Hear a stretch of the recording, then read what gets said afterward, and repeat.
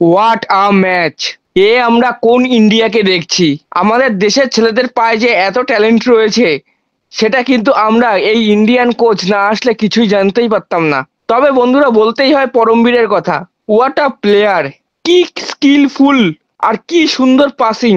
মানে বন্ধুরা কালকের কাতার ইন্ডিয়া ম্যাচটাতে ইন্ডিয়া জাস্ট পাত্তাই দিচ্ছিল না কাতারকে। তবে ১৭ মিনিটে একটা ফালতু গোল খেয়ে ১-০ গোলে পিছিয়ে যায় ইন্ডিয়া। তারপর ৫২ মিনিটে সুহেল হেডে গোল করে ইন্ডিয়াকে ১-১ গোলে সমতায় ফেরায়।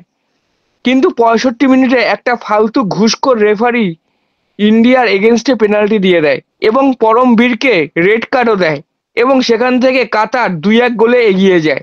বন্ধুরা তোমরা যারা খেলাটা দেখছিলে তারা আমায় কমেন্ট করে বলো ওটা কি আদৌ রেড কার্ড হয় আর ওটা আদৌ কি পেনাল্টি হয়?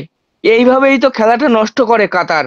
এর আগেও দেখেছো ইন্ডিয়া সিনিয়র দলের সাথে কি হয়েছিল? আউট বল টেনে নিয়ে গোল করে দিয়েছে আর রেফারি সেটা অ্যালাউ করেছে। মানে বন্ধুরা এটা একটা হ্যাবিট হয়ে গেছে। ইন্ডিয়া কাতারের বিরুদ্ধে খেললে কাতার সবসময় এগিয়ে থাকে, খেলার দিক থেকে না থাকলেও রেফারিং এর দিক থেকে। এগুলো কি এএফসি দেখে না? এগুলো তো দেখা উচিত তাই না? একই ভুল হচ্ছে বারবার। মানে আজকে ভাষা খুঁজে পাচ্ছি না রেফারি পেনাল্টিটা দিল কি হিসাবে। তবে আমাদের গোলকিপার গতকালের ম্যাচে একটু আনকনফিডেন্স লাগছিল। তাও ঠিক আছে বন্ধুরা, ঠিকঠাক ভাবেই সে গোলকিপিংটা করছিল এবং খুব ভালো ভালো কয়েকটা সেভও দিয়েছে। তো দেখা যাক ব্রুনের সাথে আমাদের ছেলেরা কত গোলে জেতে। আর একটা কথা বন্ধুরা, পরের যে ম্যাচটা রয়েছে কাতার এবং বাহারিনের মধ্যে, সেই ম্যাচটা যেন কাতার জেতে বা অন্ততপক্ষে ড্র করে। বাহারিন যদি কোনোভাবে এই কাতার ম্যাচটা জিতে যায় তাহলে কিন্তু ইন্ডিয়ার স্বপ্ন শেষ হয়ে যাবে এএফসি আন্ডার-23 এশিয়ান কাপ খেলার। তো বন্ধুরা আর বেশি কথা বলবো না। গতকালের ম্যাচে ইন্ডিয়ার পারফরমেন্স তোমাদের কেমন লাগলো সেটা কিন্তু অবশ্যই কমেন্ট করে জানাও। বন্ধুরা অন্যদিকে গতকাল এই ইন্ডিয়া ম্যাচের পাশাপাশি আরও একটা কিন্তু ম্যাচ হচ্ছিল, সেই আপডেটটাও দিয়ে দিই।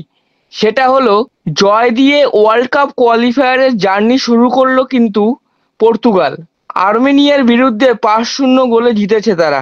এই ম্যাচে ক্রিশ্চিয়ানো রোনাল্ডো এবং জাও ফেলিক্স দুটো করে গোল করে এবং একটি গোল করে জাও কনসালো। তবে বন্ধুরা পর্তুগাল যে পুরো ডমিনেট করে খেলেছে সেটা কিন্তু বোঝাই যাচ্ছে এই স্কোর লাইন দেখে। তো বন্ধুরা দেখা যাক পরবর্তী ম্যাচগুলোতে পর্তুগাল কেমন পারফরমেন্স করে। তো বন্ধুরা এই ছিল আজকের ইন্ডিয়া কাতার ম্যাচের রিভিউ। যদি ভিডিওটা ভালো লেগে থাকে তাহলে লাইক কমেন্ট শেয়ার করো এবং চ্যানেলটা অবশ্যই সাবস্ক্রাইব করো এবং আমার ফেসবুক আইডিটা ফলো করে রাখো সবার আগে আপডেটগুলি পাওয়ার জন্য। জয় হিন্দ, জয় ভারত।